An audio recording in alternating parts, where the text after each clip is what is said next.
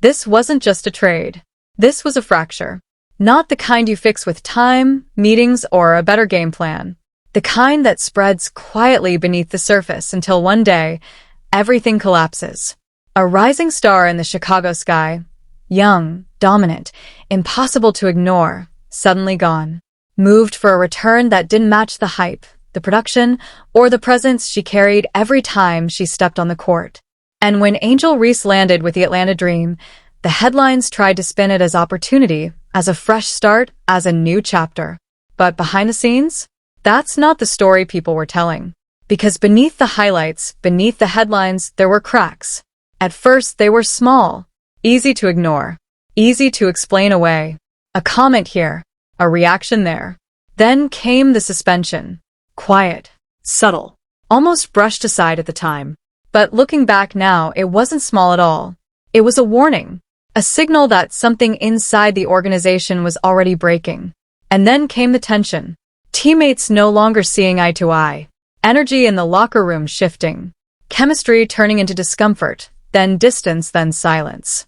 And hovering over everything, the rivalry. Caitlin Clark. What started as competition slowly blurred into controversy. Moments on the court, reactions off it, narratives that didn't match the footage. And that's when the real question started to grow louder. What if this was never just about talent?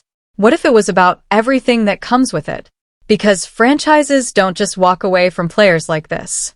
They don't move on from stars unless something deeper forces their hand. And when they do, they're not just making a move. They're sending a message. Everyone points to the trade as the turning point. It wasn't. The real fracture happened months earlier, when words turned into consequences. Angel Reese sat down for an interview and said something that, on the surface, sounded simple, maybe even honest. She said the team needed better players, that it was non-negotiable. Now here's the problem. She didn't say it in the locker room. She didn't bring it to the coaches. She didn't handle it behind closed doors. She said it publicly. To the media. For the entire league, and more importantly, her own teammates to hear. And in that moment, everything changed. Because imagine being in that locker room. You wake up, you check your phone, and your teammate, your star, is telling the world that the people around her aren't good enough. That hits differently. That doesn't just stay in an interview. That walks into practice with you. That sits in every pass, every play, every glance. That kind of moment doesn't disappear. It lingers. And whether she realized it or not, or didn't care, the damage was already done. Chicago responded. Not loudly, not dramatically, but clearly. They benched her, half a game, and attached 4 words that said everything. Detrimental to the team. That phrase isn't emotional. It's not random. It's deliberate. It's the kind of language organizations use when they're documenting something bigger, building something behind the scenes. You don't suspend a star over one comment unless that comment confirms something you've already been seeing. That's when it became real. And then it got worse. Because when it was time to return when the second half started, she didn't go back in. Reports said she refused. Let that sink in. Suspended for half a game, and instead of responding, resetting, moving forward, she stepped away. Not just from the game, from the team, from the season. That's not frustration in the moment. That's a decision. And from that point forward, Chicago was done. But the public only saw part of it. The real damage was happening in the locker room. And 2 relationships made it impossible to ignore. The first, Courtney Vandersloot. A veteran, a champion, a leader. Someone who chose to come back to Chicago when she didn't have to. Then came the injury, an ACL tear. Season over. And in most teams, that moment brings people together. You support your veteran. You respect what they've done. You hold the line. But that's not what happened. Instead, Reese went public again. This time questioning whether the team could rely on Vandersloot moving forward. Pointing to her age. Suggesting they needed someone younger. Now think about that. A veteran at home. Injured. Rehabbing. After giving everything to the game. And hearing that? That's not strategy. That's personal. Vandersloot responded, calm, composed, but the message was clear. The damage was done. And behind closed doors, it was worse than anyone knew.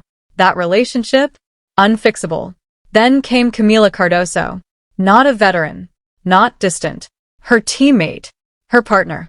Her future. Or at least, that's what it was supposed to be. They were drafted together. Built to be the foundation. But it never worked. On the court, the numbers were bad. Spacing collapsed. Defense struggled. Nothing clicked. Off the court? Even worse. Reports said distance grew between them. Energy shifted. Communication faded. And then there was that moment. A clip that spread online. Easy to laugh at on the surface, but telling if you looked closer. Cardoso drifting. Disconnected. Walking away from her own team's huddle like she had already checked out. That doesn't happen overnight. That's not one bad day. That's build-up. And when the same kind of friction follows a player from team to team, from college to the pros, at some point, you stop asking about the locker room and start asking about the pattern. And then there's the rivalry that never really stayed just basketball. Caitlin Clark. Every matchup watched. Every moment analyzed. Every interaction amplified. But what stood out wasn't just the intensity. It was the disconnect between what was happening and what was being said. Play after play. Incident after incident. Footage showing one thing. Narratives suggesting another. And the gap kept growing. Wider. Louder. Harder to ignore. Because there's a line between playing hard and playing reckless. And there's an even bigger line between owning it and pretending it never happened. But in today's game, everything is recorded. Everything is replayed. Everything lives forever. So when the trade finally happened, it wasn't sudden. It wasn't shocking to the people inside. It was inevitable. Because by that point, this wasn't about talent anymore. It was about trust. About chemistry. About whether a team could function with everything happening around, and because of one player. And Chicago made their decision. Not quietly, not accidentally, but clearly. They didn't just move on. They closed the door. And now the question isn't what happened. The question is what it all means moving forward. Because talent can take you far. But in a league built on chemistry, accountability, and trust, that's only part of the story. And sometimes, it's not the part that decides everything. The public had receipts. That's what made this different. Because no matter how the story was told, no matter how it was framed after the fact, the footage didn't change. The clips were there. The angles were there. The reactions were there. And people noticed. Every time the narrative tried to shift, the evidence pulled it right back. And then came the season opener. Chicago Sky versus Indiana Fever. All eyes locked in, because on the other side stood Caitlin Clark. The rivalry that had already taken over the league was now front and center again. And for a moment, it looked like just another physical game. Bodies collided. Tempers flared. Energy spiked. At one point, Angel Reese and Caitlin Clark got tangled up. It escalated quickly, pushing, grabbing, tension rising, until both players were hit with offsetting technical fouls. On paper? Normal. That's basketball. That's competition. That's what happens when two intense players go head-to-head. But what happened next? That's where everything shifted. Because after the game, instead of letting the moment stay on the court, instead of calling it what it looked like, a physical exchange between competitors, Angel Reese took it somewhere else. She publicly framed the entire situation as something much bigger. Something deeper. Something far more serious. And inside that locker room, it caught people off guard. Not just fans. Not just media. Her own teammates. Because what she described didn't match what they had just seen with their own eyes. There was already footage circulating. Clips of jersey pulls. Extra contact. Moments where the physicality clearly crossed the line of what the play required. And maybe even more telling than the clips themselves were the reactions. Players nearby, their faces, their body language, confusion, surprise, silence. Not because the confrontation happened, that part was expected, but because of what came after. Because when a moment gets reframed in a way that doesn't line up with reality, especially in front of people who were right there, it creates something dangerous. Doubt. Now here's the part people don't always handle carefully. Conversations about race, fairness, and treatment in sports are real. They matter. They deserve attention and respect. But timing, context, and credibility matter too. And when you introduce something that's serious into a situation where the people closest to the moment don't support that version, you don't just start a conversation. You risk losing trust. And inside Chicago's locker room, that moment reportedly burned a lot of it. Because once that line is crossed, once teammates feel like the reality they experienced is being replaced by something else publicly, it's hard to come back from that. Trust doesn't just crack. It fractures. And while all of this was happening internally, the outside world was doing something else entirely. Watching, amplifying, turning it into the biggest storyline in the league. Because make no mistake, the rivalry between Angel Reese and Caitlin Clark wasn't just a storyline. It was the storyline. It drove ratings. It sold tickets. It filled arenas. But here's the uncomfortable truth that started to circulate inside the league. Not all rivalries are equal. Some elevate both sides. Others, they become one-sided escalations. And the whispers started growing louder. That Reese was the one pushing it further, louder more often. That every moment added fuel. And eventually, that fuel started to spill onto everyone around her. By the time the season wore on, the situation had already shifted beyond repair. Then came the absences. Games missed. Explanations given. A back injury. And, to be fair, back injuries are unpredictable. They flare up. They fade. They're complicated. But perception? That's different. Because while the team was grinding through games, fighting for positioning, a clip surfaced. Angel Reese, on a private jet, heading to Las Vegas, laughing, dancing, living freely. And just like that, the whispers turned into something louder. Because it wasn't about whether the injury was real. It was about what it looked like. To teammates playing through pain. To players showing up no matter what. Optics matter. And in a locker room already dealing with tension, moments like that don't get ignored. They get remembered. But the clearest sign of all came from the decision that followed. Because in the end, Chicago Sky didn't just move on from Angel Reese. They chose someone else. Camila Cardoso. Her frontcourt partner, her draft class counterpart, the player she was supposed to build the future with.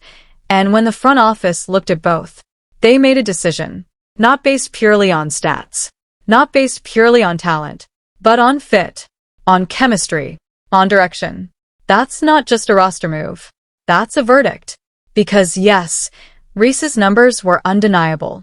Rebounding dominance, relentless effort, second-chance opportunities that few players could replicate. But the modern system Chicago wanted to run? It demanded spacing, movement, flexibility. And that's where things didn't align. Defenses adjusted.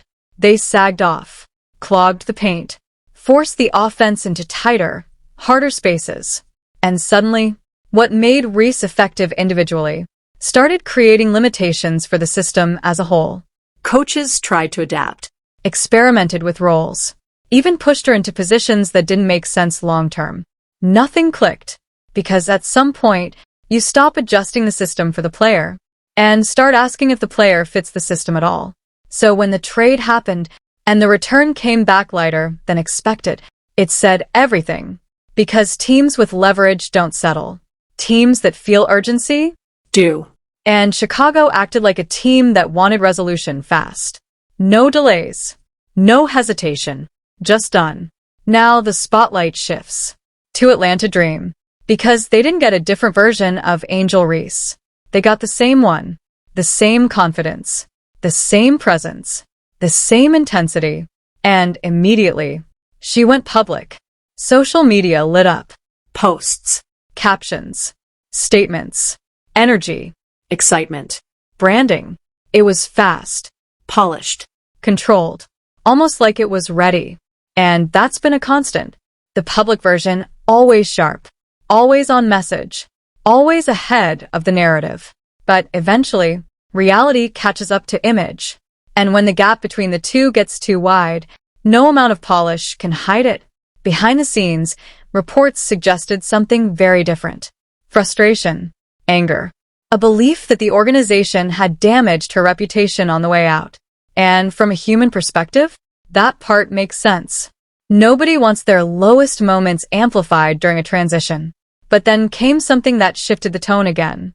A belief, shared privately, that she was bigger than the franchise she left. Not just valuable, bigger than the entire organization. And that's where confidence starts to blur into something else. Because belief is powerful, but it has to be grounded. And here's the twist. The market responded. Jerseys sold out almost instantly. Ticket prices surged. Social media exploded. The Angel Reese effect was real. Undeniable. But here's the question that matters more than any of that. Does attention win games? Because popularity doesn't guard elite players. It doesn't fix spacing. It doesn't repair chemistry. And eventually, basketball comes back to basketball. Now, everything resets in Atlanta. New team, new system, new expectations. But the same pressure. Because waiting on the other side, still standing, still rising, is Caitlin Clark. And a system in Indiana that moves fast, plays faster, and punishes every weakness. So now it comes down to this. Angel Reese remains undeniable in talent, unavoidable in presence, unpredictable in impact, but also unresolved. Because this isn't just about skill anymore. It's about fit, identity, control. And what happens when all of that collides under pressure? Because eventually, something gives. The only question left is, when it does, will it break everything? Or finally reveal what she was always meant to become? Because what happens next is where everything gets decided. Not in interviews, not on social media, not in headlines, on the court. When Angel Reese stepped into the locker room of the Atlanta Dream, this wasn't just another arrival. This was an experiment. A franchise betting on upside while fully aware of the volatility that comes with it. Because talent? That was never the question. The question was always everything around it. Atlanta didn't just inherit a rebounder. They inherited a spotlight, a narrative, a presence that pulls attention whether you want it or not. And that changes everything inside a team. Because now every possession is watched differently. Every reaction is analyzed. Every loss is louder. And every internal issue becomes public faster than ever. But here's where it gets complicated. Because Atlanta is not Chicago. This is a team trying to rise, not rebuild. A team that already has its own identity, its own structure, its own expectations.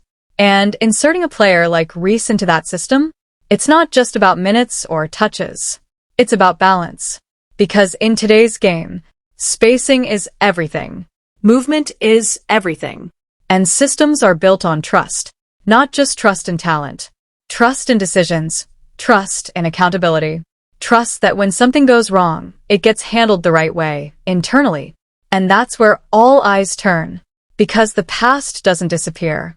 It follows. Quietly at first. Then louder when similar patterns start to show. Inside Atlanta, there's already a question forming. Not publicly. Not yet. But internally, it's there. Can this work long-term? Not can she play. That's obvious. But can everything else align? Because this league has a memory. Coaches talk. Front offices talk. Players talk. And reputations? They travel faster than highlights ever will. Meanwhile, the pressure isn't slowing down. Because standing on the other side of the story, still growing, still evolving, is Caitlin Clark. And what makes that dangerous isn't just her talent.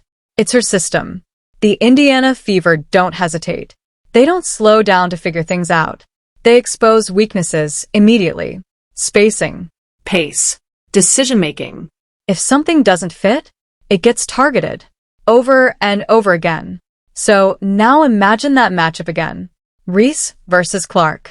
But this time, it's different. Because now it's not just rivalry. It's proof. Proof of growth or proof of stagnation.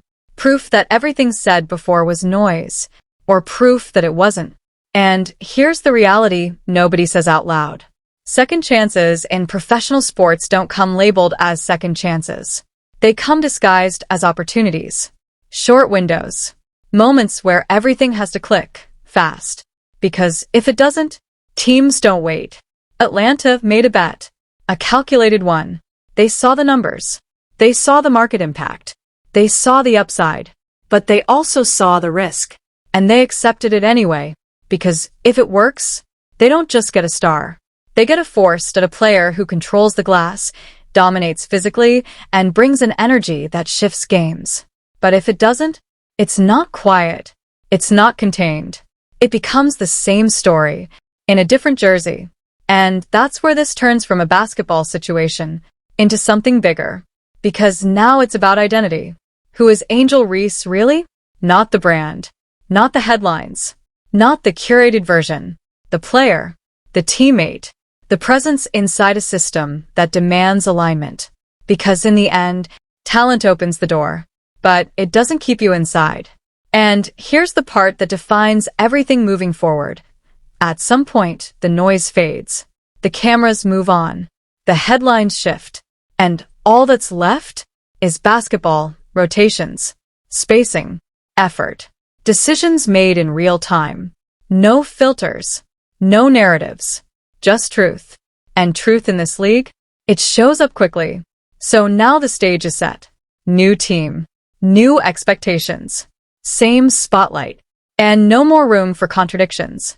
Because when the season starts, there won't be any more explanations, only results. And when that moment comes, when everything is tested under real pressure, when the system either holds or cracks again, we'll finally get the answer to the question that's been building this entire time. Was Chicago wrong? Or did they see something first that everyone else is about to understand?